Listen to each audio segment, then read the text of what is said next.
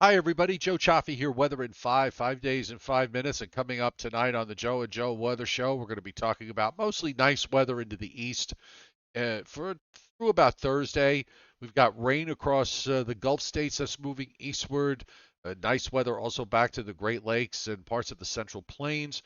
There are some changes in the long range that look pretty interesting, so we'll talk all about this tonight on the Joe and Joe Weather Show, and that's at 7:35 p.m. Eastern Time. We do have an upper trough that right now is moving through the Northeast, and you can see the clouds that are extending from the Canada side, from the eastern lakes and the Canada side, southeastward into southern and central New England and even into northern New England, and getting down to about northern New Jersey, northeastern Pennsylvania. There are actually some activity on the radar, which we'll get to in a second. Also, we've noticed over the last couple of weeks that there's been a fairly active subtropical jet, and this continues uh, today and probably going to be continuing through much of this week. We've got a lot of moisture coming up from the Gulf of Mexico into Texas, and more importantly, into areas across southern Louisiana to the Florida Panhandle. They've had a severe drought going on in much of that area from going back to the summer. And while this doesn't break it, it helps. It helps a little bit, but it helps. And some areas here are getting up to a couple of inches of rain or more, so it puts a little bit of a dent. But it's going to take a lot more than just one or two rainfall events to solve the drought problem there. Nice across most of the Great Lakes and also into the Ohio Valley and into the Middle Atlantic states as these weather systems just continue to plod along. As we look at the radar, now, I don't know how much of this is reaching the ground. Some of it is, particularly what you see in upstate New York and up into western Massachusetts and Vermont and eventually into New Hampshire. On the southern end, it's mostly aloft. This should play through in the next couple of hours, and then skies will likely clear out tonight. And then as we check out the rest of the radar, notice that most of the nation is quiet. Here's that rain across the Gulf states, and heavy in southeast Texas, in and around the Houston and Galveston areas.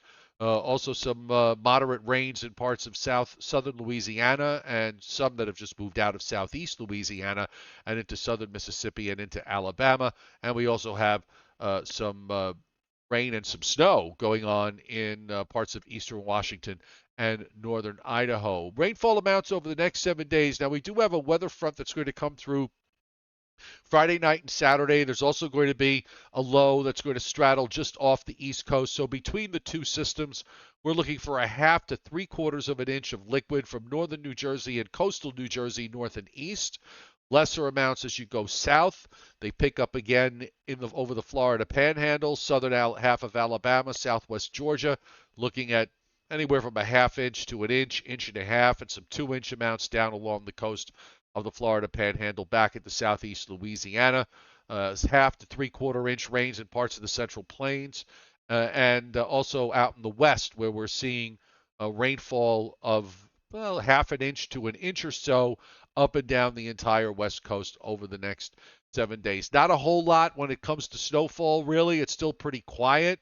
Wouldn't really expect much more on the 13th of November as we have just a few areas up in the northernmost Rockies where the probability is high that there could be at least a couple of inches, and the same in the higher elevations of the Cascades up near the Canadian border and extending on into southwestern Canada. Also, a small area of higher probability in southeastern Canada, but no big snowstorms are on the horizon anytime soon. I do want to give at least a quick view at the upper air pattern because we talked about this last week about the pattern getting a bit more active.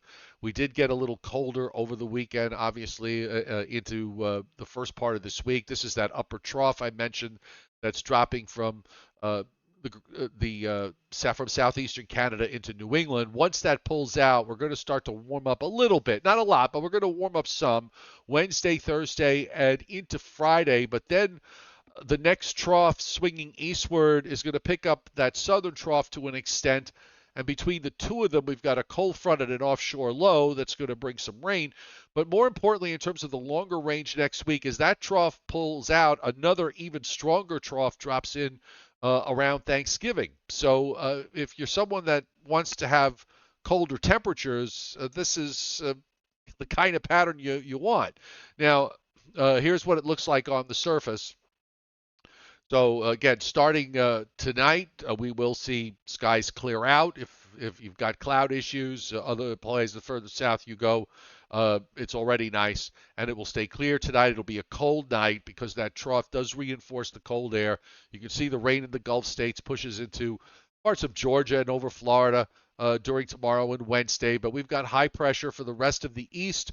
A west wind should warm temperatures back up. I think we'll be in the low to mid 50s tomorrow, Tuesday, and then upper 50s and low 60s on Wednesday, mid to upper 50s on Wednesday, and then upper 50s to low 60s on Thursday.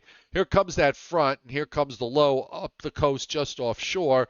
So Friday night into Saturday morning, we're going to get into some rain, probably see improving conditions Saturday afternoon. And as that storm intensifies, cold air comes in. It's a pretty decent shot of cold air coming in for Sunday and Monday into Tuesday of Thanksgiving week. And then another cold front and another low will move through on Wednesday, and this will bring colder air for Thanksgiving Day. This is an even colder shot, and that's going to be more persistent, lasting probably through a good chunk of the holiday weekend. So just kind of an early look at something that's still a good 10 days away. But we, kind of like to look at the long range to see what's going on, and we'll do it again tonight and do the short range too on the Joe and Joe Weather Show, and that's at 7:35 p.m. Eastern Time. So we'll see you then.